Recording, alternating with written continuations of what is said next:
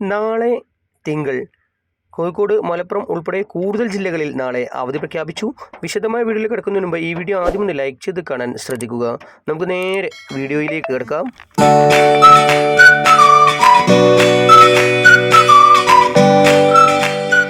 ഏറ്റവും അവസാനം വന്ന അറിയിപ്പ് പ്രകാരം മലപ്പുറം ജില്ലയിൽ ശക്തമായ മഴ തുടരുന്ന സാഹചര്യത്തിൽ മലപ്പുറം ജില്ലയിലെ പ്രൊഫഷണൽ കോളേജുകൾ ഉൾപ്പെടെയുള്ള എല്ലാ വിദ്യാഭ്യാസ സ്ഥാപനങ്ങൾക്കും നാളെ അഥവാ 2026 ഓഗസ്റ്റ് 3 തിങ്കൾ അവധിയായിരിക്കും.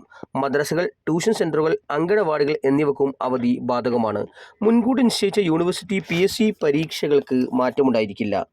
ഇതേസമയം വിവിധ ജില്ലകളിൽ ജില്ലാ കളക്ടർമാർ നേരത്തെ അവധി പ്രഖ്യാപിച്ചിരുന്നു.